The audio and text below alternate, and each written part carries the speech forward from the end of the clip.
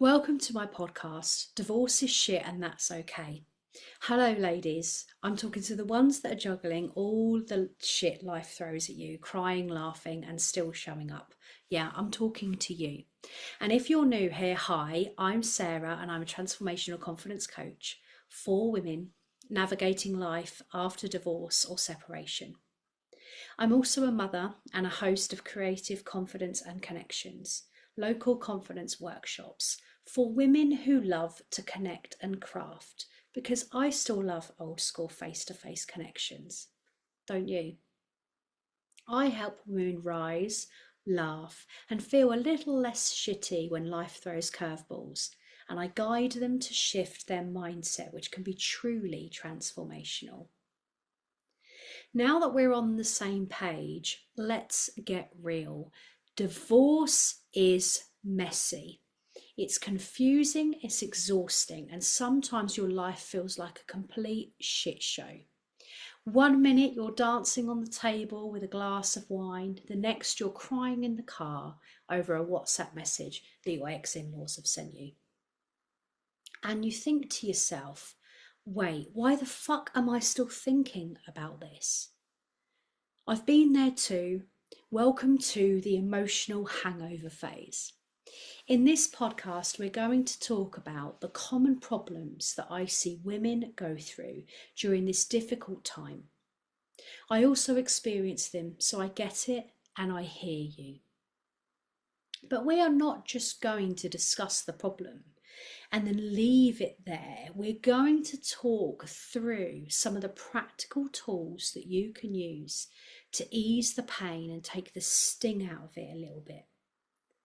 And I'm going to explain why these work too, because there is no point me barking orders at you and expecting you to implement these methods if you don't understand what they do and why they work. So problem one, let's start with emotional whiplash. You know the one. One day you feel like Beyonce, strutting through life with zero fucks given. The next, you're sobbing in your car because your ex liked a photo from 2014. Or you're stalking the new partner's Instagram again. You're feeling like a superhero one day and a useless blob the next. But you're not alone. More women are doing this than you realise. So here's the truth. It's not you being crazy, it's your nervous system untangling years of attachment patterns. Your brain is basically rebooting after living in stress mode for a decade.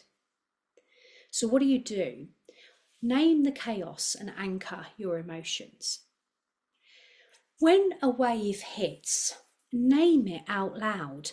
Anger, lonely as fuck, grief, because you're allowed to grieve your relationship, ladies. Why does that work? Well, naming your emotions shifts your brain from reactive mode to observing mode. The amygdala, something that I can't say very well sometimes, is almond shaped and it sits in the temporal lobe part of your brain. I call it the almond shaped emotional fire alarm, so I can remember what it is. It calms down when you switch to observing mode because you're no longer letting it run the show unconsciously. You're literally taking back control of your feelings.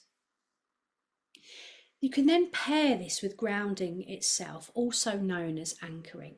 Place your hand on your chest. Take a slow breath.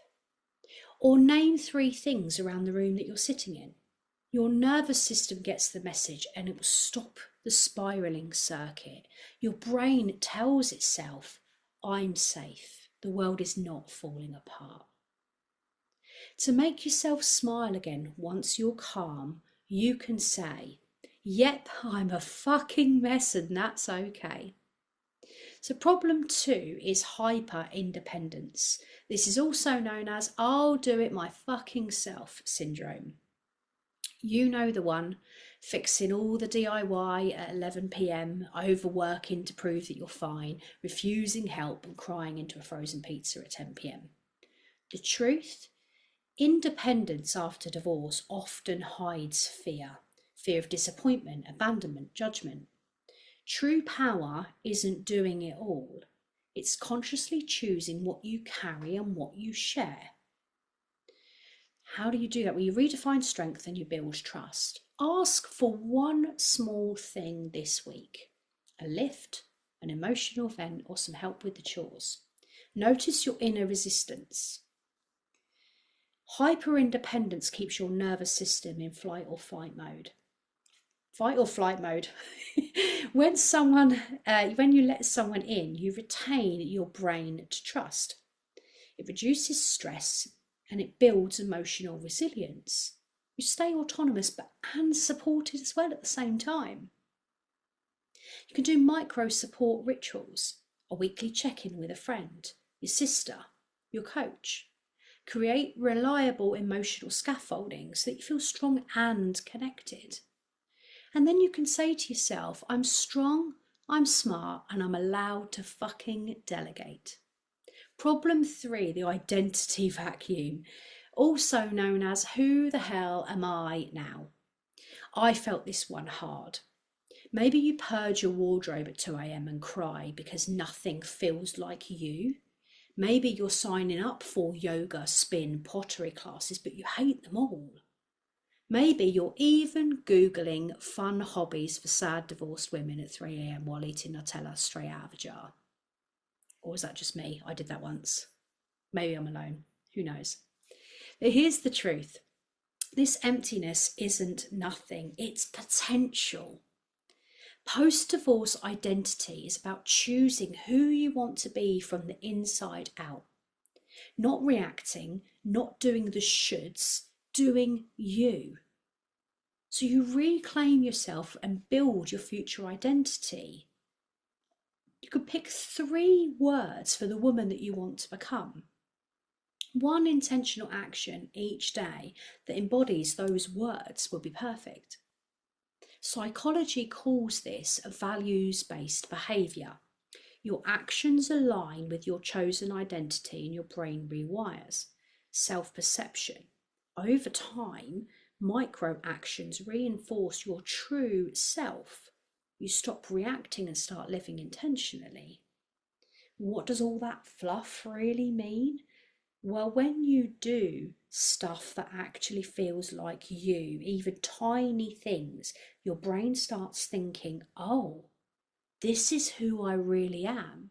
And suddenly you're not just surviving divorce, you're actually becoming the woman that you want to be without needing to have a personality transplant. Are there any additional things that you can do? Yeah, sitting in stillness. Journaling, pausing before acting, noticing impulses teaches your nervous system that stillness is safe and not threatening or deafening. And then you can say to yourself, I am fucking free. I get to choose me. Say this over and over as many times as you need to. Your brain will start to believe you and take you out of mental turmoil. So yes, we all know that divorce sucks. Let's not state the obvious here. But yes, you can and will feel like a fucking emotional grenade at least twice a day. But here's the truth, the chaos is the hard work part. It's the messy, shitty, but liberating part, and you are strong enough to get through this. And my lovely ladies, please hear this. You're not behind, you're not broken. You're alive, you're funny, you're sassy, you're unstoppable. And fuck anyone else who tells you otherwise. Now go forth, my loves, and be magnificent. Be the hot mess that you were always meant to be. Until next time.